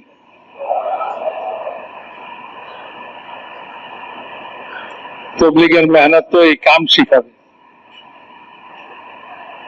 তবলিগের মেহনত এই কাম শিখাবে, জিন্দিগিতে শরীয়ত আনবে, সুন্নত আনবে, সুন্নত শরীয়তকে জিন্দা করার এক মেহনত শিখাইতেছে। প্রত্যেকটা মুসলমানের জন্য দিলের ভিতরে দয়া, দরদ পয়দা হয়ে যায়। মাওলানা ইলিয়াস সাহেব রহমতুল্লাহ আলাইহি এই কাম শুরু করার প্রেরণা তার ভিতরে যে জন্য পয়দা হয়েছিল, যে কারণে পয়দা হয়েছিল, সেটার মধ্যে একটা ছিল এটা যে উনি একজন খাটে খাওয়া মজদুর মুসলমান আর একজন দোকানদার মুসলমান, তার সম্পর্কে উনি চিন্তা করলেন যে হায় হায়, এই বেচারা দুনিয়ার জন্য খাটে মরতেছে, দুনিয়ায় একটু খাওয়া দাওয়ার জন্য, আরাম আয়েশের জন্য খাটে মরতেছে, আর আল্লাহর হুকুমকে ছাড়তেছে, সুন্নাত শরীয়তকে ছাড়তেছে। মৃত্যুর সঙ্গে সঙ্গে সে যে আযাবের মধ্যে পড়বে, হায়, দুনিয়াতেও খাটাখাটনি করলো, দুনিয়াতে হাত থেকে গেল, আর আখেরাতে পৌঁছলো, সেখানে তার হাতে কিছুই নাই। হায় হায়, কি মুসিবত তার হবে। এই জন্য ওনার পেরেশানি ছিল, আল্লাহ मैं क्या करूं, मैं क्या करूं। রাতভর পায়চারি করতেন আর বলতেন আমি কি করতে পারি, আমি কি করতে পারি। এই তার অন্তরের জ্বালা ছিল। ওনার বিবি বলতেন যে আপনি এরকম করতেছেন কেন, ঘুমান না কেন, এত অস্থির কেন, পেরেশান কেন। উনি বলতেন আমার অস্থিরতা, আমার পেরেশানি যদি তোমার ভিতরে থাকতো, তো রাত জাগার জন্য আমি একজনের পরিবর্তে আমরা দুইজন হইতাম। ভাই, মেহনত অনেক উঁচা মেহনত, অনেক উপরের মেহনত, কত বড় কোরবানি, কত বড় মেহনতের বদলে আমাদের কাছে এই মেহনত পৌঁছছে। এই দিন, এই শরীয়ত সাহাবাদের রক্তের বিনিময়ে পৌঁছছে, সাহাবাদের জিন্দিগির বিনিময়ে পৌঁছছে। সাহাবায়ে কেরাম হুজুরের ওই কথাকে অক্ষরে অক্ষরে পুরা করে দেখাইছিলেন, ফালিয়ুবাল্লিগিশ শাহিদু মিনকুমুল গায়ব। তোমাদের মধ্যে উপস্থিত লোকেরা অনুপস্থিত লোকদেরকে পৌঁছায় দিবে। তারা সেই জমানার লোকদেরকে মনে করেন নাই, খালি কিয়ামত পর্যন্ত আনেওয়ালা উম্মতকে তারা সামনে রাখছে। তাদের ওই মেহনতের উসিলায় আল্লাহ তাআলা আমাদের কাছে দিন পৌঁছাইছেন। আমাদের নাম আব্দুল্লাহ আব্দুর রহমান হয়েছে, নাইলে আমাদের নামও ওদিকে হরে কৃষ্ণ আর হরে রাম হইত। আমাদের নাম পরিবর্তন হয়েছে যাদের রক্তের বিনিময়ে, যাদের জিন্দিগির মেহনতের বিনিময়ে। ওই মেহনতটা কি এত মামুলি মেহনত ভাই? করলে করলাম, না করলে নাই। যে আল্লাহ রাস্তায় বাইরে হতো বিশাল কারবার, বিশাল বিষয়। আল্লাহর রসুলকে এক সাহাবী জিজ্ঞাসা করছিলেন, সফরের মধ্যে চলতে চলতে একটা জায়গায় পাহাড়ের নিচে ঝর্ণা, পাহাড়ের মধ্যে ফলমূল। ওই সাহাবী চিন্তা করলেন যে আমি আর বাড়িতে ফিরে যাব না, মানুষের ভিতরে যাব না, কারণ ওইখানে ভালো মন্দ সবকিছু মিলায়া এত ঝামেলা করার কি দরকার। আমি যদি এখানে বসা বাকি জিন্দগি আল্লাহর ইবাদতে কাটায় দিতে পারি তাহলে কতই না ভালো হয়। মনে মনে চিন্তা করছেন, কিন্তু আল্লাহর রসুল তো আসিলেন তাদের মধ্যে, আমাদের মতো না। আমার মনে চাইলে একটা শুরু করে দিলাম। আরে আমাদের মধ্যে তো মশওয়ারা আছে, মশওয়ারা করেন, মনে চাইলে শুরু করে দিলেন তা নয়। তো ওই সাহাবী মনের মধ্যে আসছে খুব একটা স্বপ্ন, ওটা করতে শুরু করে দেন নাই। চিন্তা করলেন আল্লাহ রসুল আমাদের মধ্যে মজুদ আছেন, আমার মনে একটা জিনিস আসছে, আল্লাহ রসুলকে জিজ্ঞাসা না করা আমার জন্য এই কাজ করা ঠিক হবে না। তো আল্লাহ রসুলকে জিজ্ঞাসা করতে গেছে, তা আল্লাহ রসুল কি বলছেন, না না না না, কখনো এরকম করো না, কখনো এরকম করো না, কখনো এরকম করো না। আরে তুমি যে আল্লাহর রাস্তায় চলবে, তোমার প্রত্যেকটা কদম, তোমার ধুলাবালি, একটা সকাল একটা বিকাল, এই পরিমাণ তোমার আখিরাতে পুঁজি হবে। তুমি এখানে ইবাদত করে কত কামাইবা, কত কামাইবা। একজন লোক আল্লাহর রাস্তায় বের হয়ে যায়, তার বরাবর বাড়িতে বৈশাখ কেউ হইতে পারে? সাহাবারা জিজ্ঞাসা করলেন, আমরা তো করে দিলাম না। সাহাবারা জিজ্ঞাসা করছে, আমাদের না বলার যে কারণও ওখান থেকে বের হবে। সাহাবী জিজ্ঞাসা করছেন, ইয়া রাসূলুল্লাহ, একজন লোক আল্লাহর রাস্তায় বের হয়ে যায়, আরেকজন লোক ঘরে থাকে, সে কিভাবে ওই আল্লাহর রাস্তায় জানেওয়ালাদের বরাবর হতে পারে? আল্লাহ রসুল বললেন, না, কিছুতেই না। আর ওই আল্লাহর রাস্তায় যে গেছে তার সমতুল্য হওয়ার জন্য ওই ঘরে বসা লোকটা যে আমল করতে হবে, সে আমল করার শক্তি এই লোকটার মধ্যে নাই। বলে, কি আমল? শুনে রাখি, পারবো না না পারবো সেটা তো পরে, আগে শুনি কি আমল। বলে, দেখো, একজন লোক যখন আল্লাহ রাস্তায় বেরিয়ে যায়, আরেকজন লোক ঘরে বসে যদি নামাজের নিয়ত করে, নিয়ত বান্ধে, আল্লাহু আকবার, যতক্ষণ ওই লোক বাড়িতে ফিরে না আসে ততক্ষণ সে সালাম না ফিরায়। পারবে? কি বলেন, পারবে নাকি? বলে, যে লোক আল্লাহ রাস্তায় বেরিয়ে গেছে আর যে লোক বাড়িতে আছে, সে যদি ওই সময় রোজার নিয়ত করে, যতক্ষণ ওই আল্লাহ রাস্তার লোকটা বাড়িতে ফিরে না আসে ততক্ষণ পর্যন্ত সে ইফতার না করে, পারবে?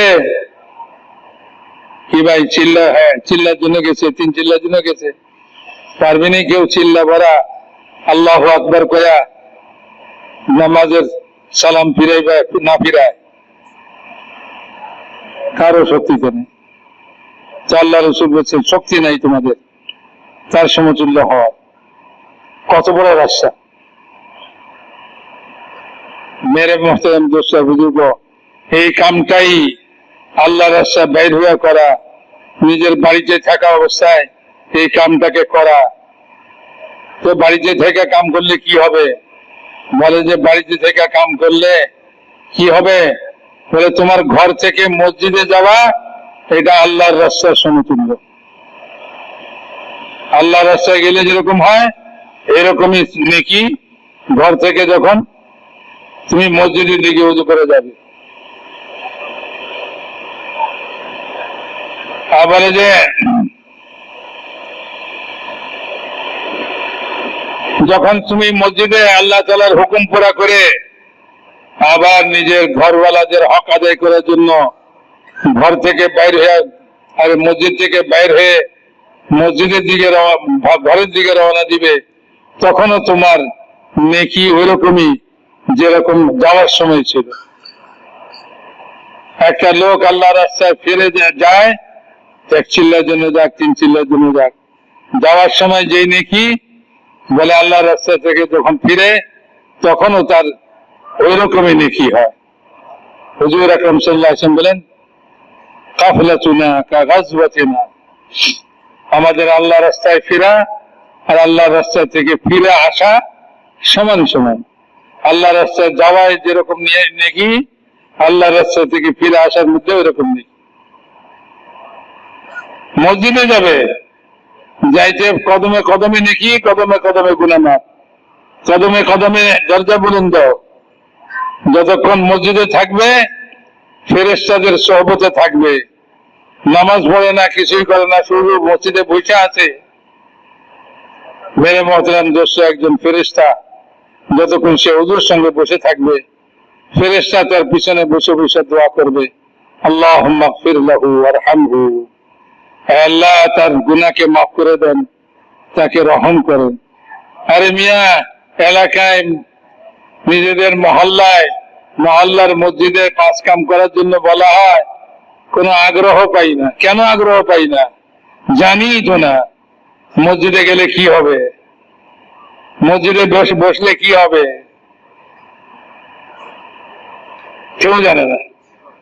যতবার তুমি মসজিদে যাবে ততবার আল্লাহ তাআলা তোমার জন্য মেহমানদারি তৈরি করবেন জান্নাতে। যার মেহমানদারি জান্নাতে তৈরি হয়েছে সে কি দোজখে যাবে না জান্নাতে যাবে?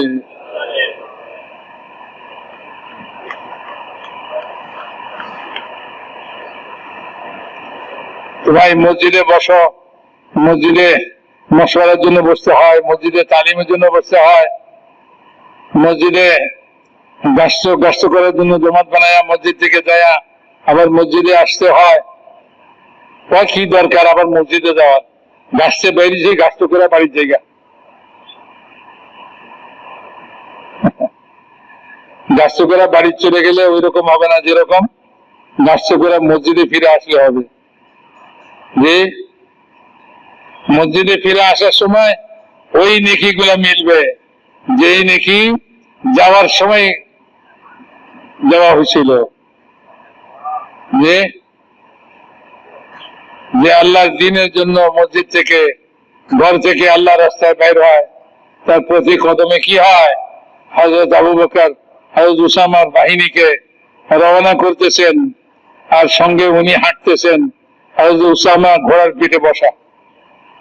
হযরত উসামা বললেন, আমিরুল মুমিনিন খলিফাতুল মুসলিমিন, আপনি হাঁটতেছেন আর আমি ঘোড়ার পিঠে, কেমন দেখায়? হয় আপনি ঘোড়ার পিঠে উঠেন, আর না হয় আমি ঘোড়া থেকে নামি, দুজন সমানে হাঁটি। হযরত আবু বকর রাদিয়াল্লাহু তাআলা কি বললেন, হে উসামা, তোমার ঘোড়ার পিঠ থেকে নামারও দরকার নাই আর আমার ঘোড়ার পিঠে চড়ারও দরকার নাই। আল্লাহর রাস্তায় আমার যেটা পাও যদি কিছু সময় চলে তাইলে কি অসুবিধা? কারণ প্রত্যেকটা কদমে 700 নেকি, 700 গুনাহ মাফ, 700 দরজা বুলন্দ হবে। আল্লাহর রাস্তায় যে কদম পড়ে সে কদম কত হবে। আমাদের হাজী আব্দুল মুকিত সাহেব রহমতুল্লাহ আলাইহি, উনি পুরানোদের মধ্যে বয়ান করতে যায় উনি প্রায় বলতেন এই কথা, যে আমরা দোকানদারি করি, ব্যবসা করি, বাণিজ্য করি, খেত খামার করি, দুনিয়ার কত কাম কাজ করি, ওটাকে তো আমরা কামাই মনে করি, রোজগার মনে করি, ঠিক না? আর এই তবলিগের কামটাকে আমরা কামাই মনে করি না, রোজগার মনে করি না। এটাতে কি রোজগার হবে? যে একজনের নামাজ পড়ে না, এক দোকানদার নামাজ পড়ে না, আরেক দোকানদার নামাজ পড়ে, তো যে দোকানদার নামাজ পড়ে ওই দোকানদারকে তিরস্কার করে ওই দোকানদার যে নামাজ পড়ে না, নামাজের সময় বেচা কিনা করে, তিরস্কার করে। বেটা দোকান বন্ধ করে যে নামাজে গেলি, কি পাইলি? দেখ, যতক্ষণে তুই নামাজ পড়তে গেছিলি ততক্ষণে আমার এই বেচা কিনা হলো, এত টাকা মুনাফা হলো। তুই নামাজ পড়তে যায় কি পাইছস? তো তুই তো যে খালি আব্দুল্লাহ গেছিল, ওই খালি আব্দুল্লাহ আইছস, বুঝলেন? খালি পকেটে গেছো, আবার খালি পকেটে বেরিয়েছ। তো ওই লোকেও বুঝে না কি জন্য মসজিদে আইছে, কতখানি মসজিদ থেকে লয়ে গেছে। সেও কাজে কি করুন ভাই, নামাজ পড়ি। আরে মিয়া, ওরে এই কথা জবাব দেওয়া যায়?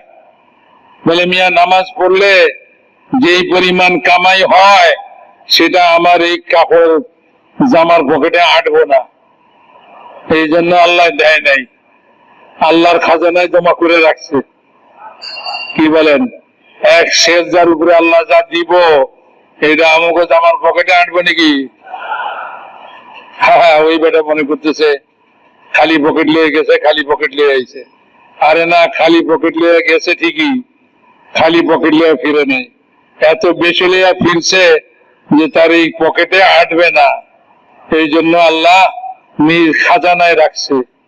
বলে, এটার বদলা তুমি যখন আমার কাছে আসবা তখন দিব। কি নামাজ পড়া ঠকছে?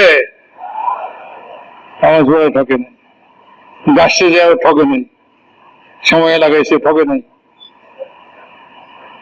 আমার জরুরি কাম আছে, আজকে কাজ তো করতে যাবে না। ব্যবসায়ীর টাকা যা আছে, যে চাকরির টাকা যা আছে, আমি কি বুঝতে পারছি যে কত বড় কামাই আমি হারাইলাম, কত বড় লোকসান আমি আমার উঠাইলাম? বুঝলি নাই। এই চক্ষুটা বুঝলে সব বুঝে এসে যাইব, হায় হায় কত বড় লোকসান করলাম। হযরত আব্দুল্লাহ ইবনে ওমর রাদিয়াল্লাহু তাআলা আনহু একটা হাদিস শুনলেন, যে ব্যক্তি কোন মৃত মুসলমানের জানাজার নামাজ পড়ে তারপরে তার সঙ্গে যে কবরস্থানে তার দাফন করা পর্যন্ত তার সঙ্গে থাকে, চাইলে সে 2 কিরাত নেকি লাভ করবে। 2 কিরাত, 1 কিরাত হলো ওহদ পাহাড় সমান, এরকম 2 কিরাত নেকি লাভ করবে, সওয়াব লাভ করবে। সওয়াব বলেন আর নেকি বলেন। তো হযরত আব্দুল্লাহ ইবনে ওমর রাদিয়াল্লাহু তাআলা আনহু এই হাদিস শুনে বললেন, আফসোস, কত নেকি যে হারাইলাম। মানে কত জানাজা পড়ছে, দাফন পর্যন্ত যায় নাই, জানাজা পড়েই রুখসত হয়ে গেছে। তো 1 কিরাত নেকি হারাইছে। জানাজা পড়ে ফিরে গেছে তো 1 কিরাত পাবে, জানাজা পড়া দাফন পর্যন্ত গেছে তো 2 কিরাত পাবে। তো আব্দুল্লাহ ইবনে ওমর বলতেছেন রাদিয়াল্লাহু তাআলা আনহু, হায় আফসোস, কত বিশাল লোকসান হইল যে কত জানাজা পড়ছি, দাফন পর্যন্ত যাই নাই, নামাজ পড়ে ফিরে আসছি। যদি দাফন পর্যন্ত যাইতাম তাহলে ওহদ পাহাড় পরিমাণ নেকি হাসিল করতাম। তাদের কাছে ওই জামানার তাদের কাছে ওই নেকির মূল্য ছিল, টাকার মূল্য আমাদের কাছে যেরকম, তার চেয়ে বেশি মূল্য নেকির ছিল, বুঝছেন? আমাদের কাছে তো টাকার মূল্য, কয় টাকা লাভ হলো হিসাব করতে করতে মরতেছে, আর তারা হিসাব করে নেকির হিসাব করে। তারা কি হিসাব করে ভাই? নেকির হিসাব করে। এই তবলিগের মেহনত নেকির মূল্য বুঝাই দিবে আর পয়সার মূল্য বুঝাই দিবে। যে পয়সার জন্য দিন নষ্ট করতেছি, ইমান নষ্ট করতেছি, যে পয়সার জন্য সুন্নতকে ছাড়তেছি, তো এই পয়সার মূল্য আর সুন্নতের মূল্য, নেকির মূল্য এই মেহনতের দ্বারা বুঝে এসে যাবে। যদি আল্লাহ করে এটা বুঝে এসে যায়, কারো দিলের ভিতরে পয়সার মূল্যের চেয়ে নেকির মূল্য বেশি হয়ে যায়, তার জিন্দেগি সাহাবাদের মতো হয়ে যাবে। বলছে ছোট গুনাহকেও গুনাহ মনে করে না, ছোট মনে করে না, বড় নেকিকে ছোট নেকিকেও ছোট মনে করে না, ছোট নেকিও আখিরাতে বিশাল। আরে পথের উপর থেকে একটা কষ্টদায়ক জিনিস সরায় দেওয়া ছোট্ট একটা নেক কাম, এটাকে ছোট মনে করে না, এটাও আখিরাতে বিশাল কামাই হবে, বিশাল নেকির সম্ভার হবে। তুমি এটাও ছোট মনে করে না। সালাম দিছে জবাব দাও ওয়ালাইকুম আসসালাম, আর না হলে সালামটা দাও আসসালামু আলাইকুম, মামুলি লাগে।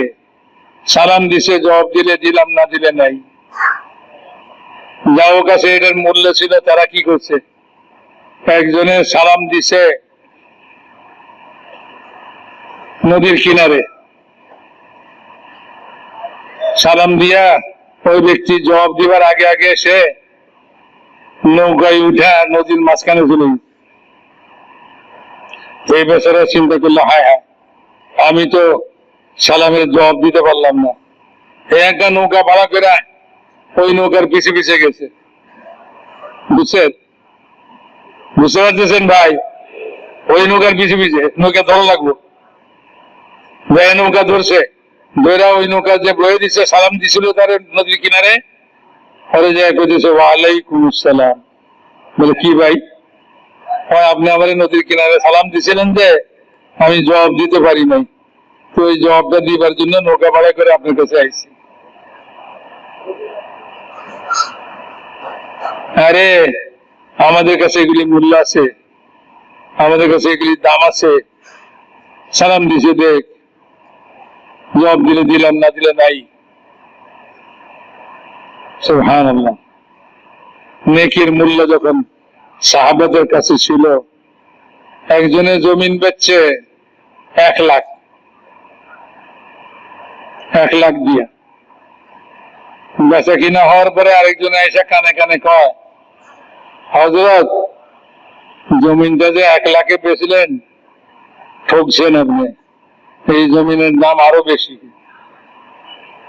আপনারে খরিদ্দারে ঠকাই দিছে, 1 লাখ দিছে, এই জমিনের দাম আরো বেশি। তো এই সাহাবি কি কয় শুনেন, খেয়াল করে শুনেন। ওই সাহাবি কয়, শোনো মিয়া, তুমি কইছো আমি 1 লাখ টাকায় বিক্রি করে ঠকছি, তো শোনো, আমি এই জমিনটা জাহিলিয়াতের জমানায়, ইসলাম পূর্বের জমানায় 2 মটকা শরাবের বিনিময়ে কিনছিলাম, এখন 1 লাখে দিচ্ছি, তাতে কি ঠকা হইলো? খরিদা দামের চেয়ে বেশি পাইছি না? আচ্ছা, তারপরেও যদি তোমার কাছে মনে হয় যে আমি ঠকছি, তাইলে শুনো, তুমি সাক্ষী, এই 1 লাখ যা আমি জমিন বিক্রি করে পাইছি, এটাকে আমি আল্লাহর রাস্তায় দিয়ে দিলাম। এখন বলো, এই 1 লাখের বিনিময়ে আমি কত কামাইছি? ঠকা হয়েছে না জিতা হয়েছে বলো? এরকম হিসাব কি আমাদের কাছে আছে? আমরা কি এরকম হিসাব করি? 2 পয়সার জন্য রিক্সাওয়ালার লগে ঝগড়া নিয়া, হ্যাঁ, দোকানদারের লগে 2টা টাকার জন্য ঝগড়া, দেন না 2টা টাকা দিয়ে দেন না দোকানদারে, একজন মুসলমানকে সাহায্য করার নিয়তে দিয়ে দেন, রিক্সাওয়ালারে সাহায্য করার নিয়তে দিয়ে দেন। আগেরটা মজুরি হবে, এখনেরটা কি হবে? আল্লাহর রাস্তায় দান করা হবে। জি, ওইটা তো তার খাটনির বদলাই গেছে, আর এটা আপনার অতিরিক্ত থাকছে। উম্মুল মুমিনিন হযরত আয়েশা রাদিয়াল্লাহু তাআলা আনহা, উনি একজন সাইলকে, ভিখারিকে ভিক্ষা দিচ্ছেন, ভিক্ষাওয়ালা দোয়া দিছে। ভিক্ষাওয়ালা দিদি কি দিছে? ভিখারি কি দিছে? দোয়া দিছে। মাশাআল্লাহ, কত ভালো কাজ করছে, ঠিক না? রাসূলুল্লাহ সাল্লাল্লাহু আলাইহি ওয়াসাল্লাম বললেন, আয়েশা, তোমার দান বড় না ফকিরের দান বড়? তোমার দানটা বড় না ফকিরের দানটা বড়? উম্মুল মুমিনিন বলেন, ইয়া রাসূলুল্লাহ, দান তো আমি করছি, ফকিরে আবার কি দান করলো? কাজে তুমি তো টাকা পয়সা অথবা খাওয়ার জিনিস সামান্য কিছু দান করছো, আর ফকিরে যে তোমার দোয়া দিছে জাযাকাল্লাহ, এটার বিনিময়ে তোমাকে আল্লাহ কত দিবেন? ফকিরের দোয়াতে তুমি কত পাইবা? তো তোমার পাওনার মোকাবেলায় ফকিরকে খুব সামান্যই তুমি দিছ। তো তোমার দান বড় না, বড়াই করে না, ফকিরের দান বড়। ফকিরে যদি দোয়া করে থাকে, হ্যাঁ, আমার দেশে আলহামদুলিল্লাহ ফকিরদের দোয়া করানোর অভ্যাস আছে, যে বিনা পয়সা দিলে দোয়া দিয়ে দেয়।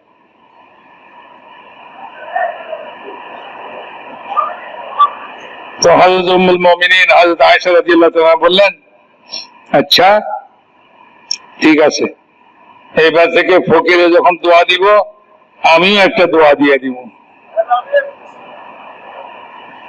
আমার দোয়া আর তার দোয়া সমান সমান, আর আমার দানটা অতিরিক্ত থাকবে। আর হিসাব বুঝেন নাকি? খালি 10 টাকা 5 টাকার হিসাব বুঝেন, যে এইগুলি হিসাব বুঝে আসবে তখন যখন দাওয়াতের মেহনতকে আখিরাতের উদ্দেশ্য করবেন, আখিরাতকে পাওয়ার জন্য করবেন। ওই ছোট থেকে শুরু করেন, মসজিদের কাম থেকে শুরু করেন। মসজিদের যাওয়া আসা কি পরিমাণ কামাই হইতেছে, আপনি সারা দিনে ব্যবসা করে এই পরিমাণ কামাইতে পারবেন না। সারা দিনে ব্যবসা করে এই পরিমাণ কামাই হবে না, যে পরিমাণ কামাই মসজিদে খালি একবার যাওয়া আসার মধ্যে হচ্ছে। আরে আপনার দোকানে গেলে কি আল্লাহ রসুল বলছে তার জন্য আল্লাহ তাআলা বেহেশতের মধ্যে মেহমানদারি তৈরি করবে? কি ভাই, দোকানে যায় সারাদিন ব্যবসা করছেন, দোকানে গেছেন, যে আপনার জন্য কি মেহমানদারি তৈরি হয়েছে বেহেশতে? হয় নাই। আর আপনি খালি মসজিদে গেছেন, আপনার জন্য জান্নাতে মেহমানদারি তৈরি হয়েছে। জি বলে, এত মেহমানদারি দিয়ে কি করুন, কত খামু? আর মিয়া কতদিন থাকবেন মনে হিসাব আছে? জান্নাতে চিরকাল থাকবেন, বাইরেও নাই। যে আল্লাহ তো খাওয়াইবই, দিবই, আর আপনি দুনিয়া থেকে যেটা লয়ে গেছেন এটার মজা আর আল্লাহর দানের মজা অনেক পার্থক্য হবে।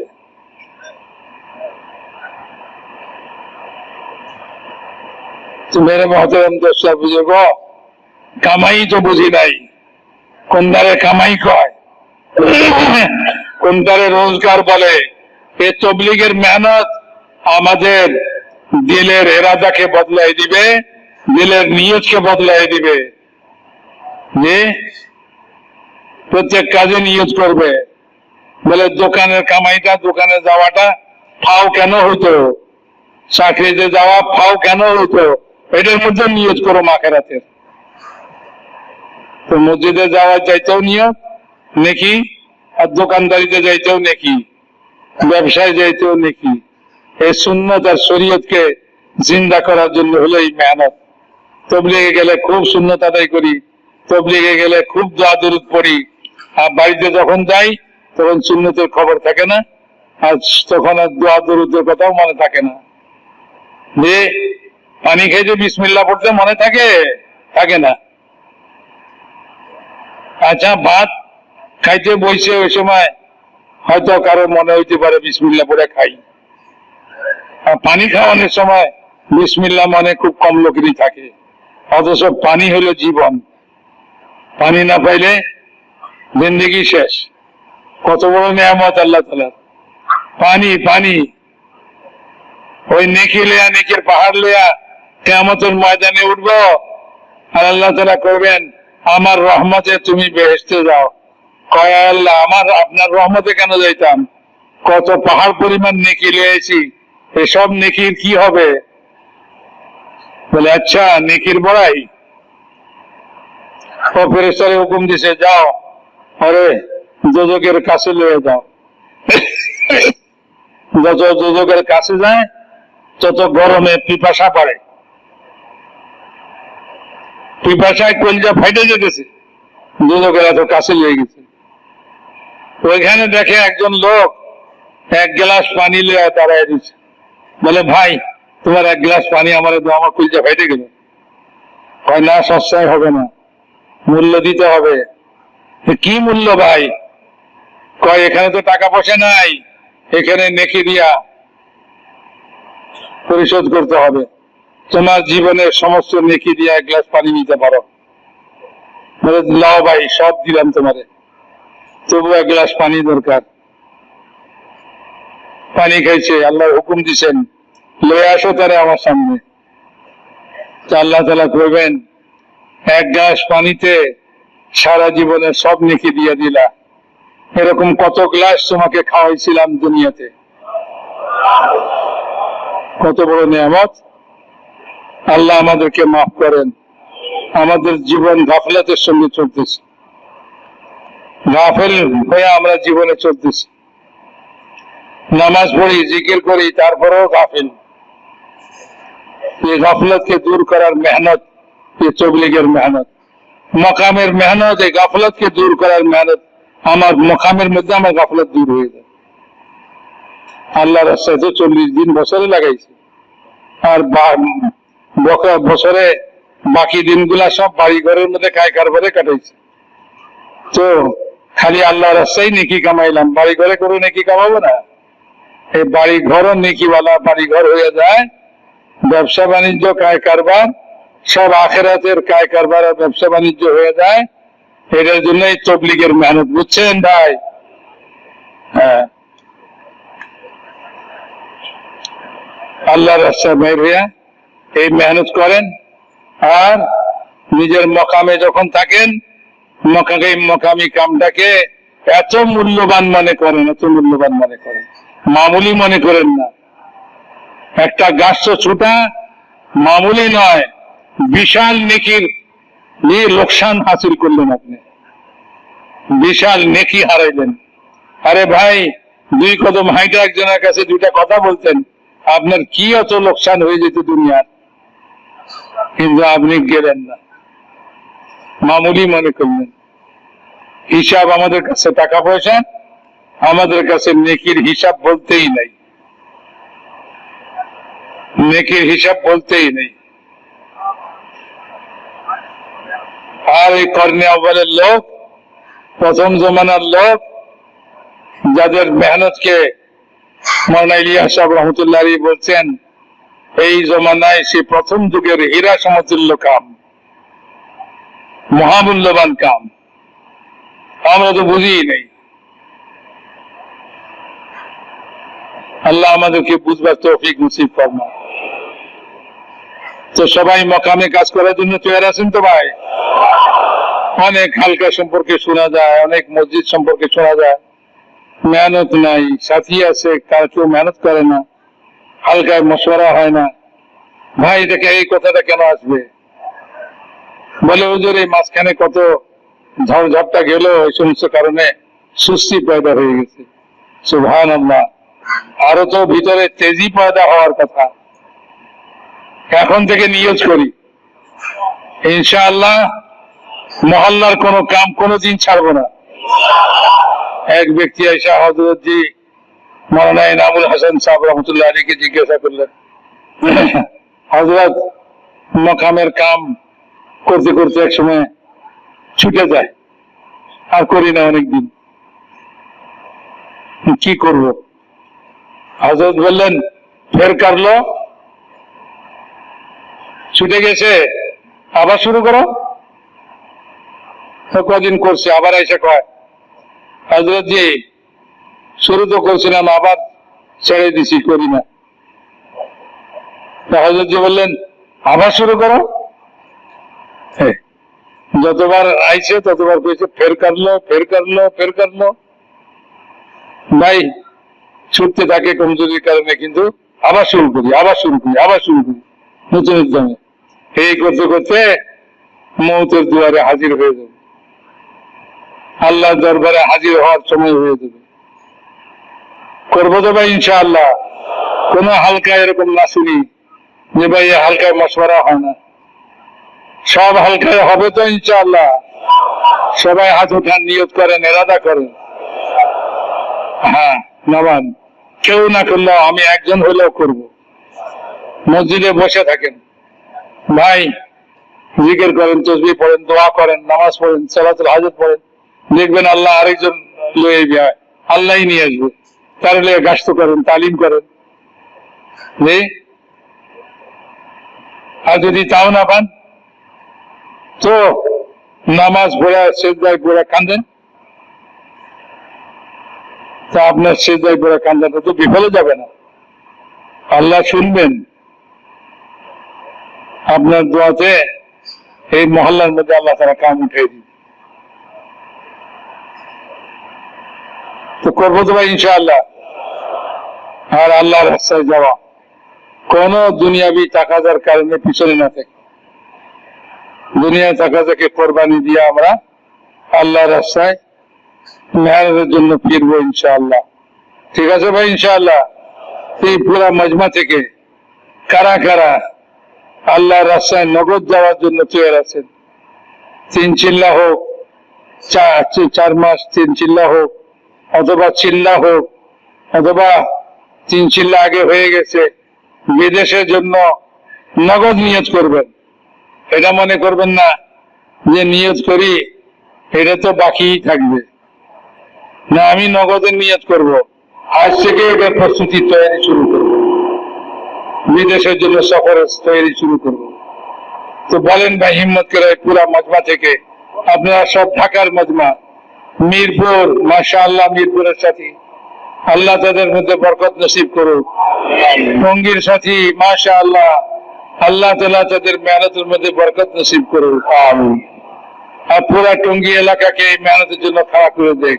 আমিন। মাশাআল্লাহ, হিম্মত করে বলেন দেখি, টঙ্গী থেকে বলেন, নগদ নগদ বলেন, 4 মাসের জন্য হোক, চিল্লার জন্য হোক, বিদেশের জন্য হোক, আসেন। মাশাআল্লাহ, হিম্মত করে খাড়ান নিজের জায়গায়। আল্লাহ কবুল ফরমান, আল্লাহ জান মাল বরকত নসিব ফরমান। আল্লাহ তাআলা আমাদের মেহনতের মধ্যে বরকত নসিব ফরমান। মাশাআল্লাহ, হিম্মত করে বলতে থাকি। মাশাআল্লাহ, দাঁড়ান নিজের জায়গায় দাঁড়ান। মাশাআল্লাহ, অনেক সাথে দাঁড়াইছে, আরো হিম্মত করেন ভাই ইনশাআল্লাহ। নগদ মাশাআল্লাহ 4 মাসের জন্য, চিল্লার জন্য বলেন জি ইনশাআল্লাহ। একটু কষ্ট করে দাঁড়ান, এখন আপাতত দাঁড়ান নিজের জায়গায়। জি, বিদেশের জন্য হলেও নিজের জায়গায় দাঁড়ান, চিল্লার জন্য হলেও নিজের জায়গায় দাঁড়ান, 4 মাসের জন্য হলেও নিজের জায়গায় দাঁড়ায় দেন। মাশাআল্লাহ, আরো হিম্মত করেন, আল্লাহ কবুল ফরমান। মাশাআল্লাহ। জি জি ভাই, আপনারা আযান করছিলেন যে জোর থেকে ইনশাআল্লাহ আপনারা ভাই গ্রুপের জামাত দিবেন, হালকার থেকে 1-2টা জামাত ভাই, ওনারা তো দাঁড়ান ভাই ইনশাআল্লাহ, আল্লাহ কবুল ফরমান। জি ইনশাআল্লাহ। জি, তো যারা দাঁড়াইছেন আমাদেরকে ভাই, যারা দাঁড়াইছেন একটু মেহরবানি করে আমাদের এই যে তশকিলের কামরায় আছে, পশ্চিম দিকে, পশ্চিম দক্ষিণ কোনায়, এই যে পশ্চিম দক্ষিণ কোনায় ভাই তশকিলের কামরায় আমাদের সাথীরা আছেন। আমরা এখানে আমাদের নামগুলো লেখা দিই ইনশাআল্লাহ, জামাত বন্দি করে ফেলবেন ইনশাআল্লাহ। জি, পশ্চিম উত্তর কোনায়। জি ভাই, আসুন ভাই, আসেন। মাশাআল্লাহ, এ তো ঢাকার মজমা ভাই, বেশি বড় মজমা না যে আসতে কষ্ট হবে। একেবারে শেষ মাথায় যারা আছেন তারাও নিয়ে দরজা করে থাকলে আসেন। জি জি জি জি। আচ্ছা ভাই, নতুন সেটে যারা দাঁড়াইছেন ভাই, অনেক দূরে দেখাও যায় না, ওনারাও ইনশাআল্লাহ আপনাদের খিত্তার মধ্যে, হালকার মধ্যে তশকিলে জামাত আছে, পয়েন্টও আছে, আমরা ওইখানে তরতিব করে ফেলি। জি, আসেন ভাই। জি জি জি, হালকা যাবে।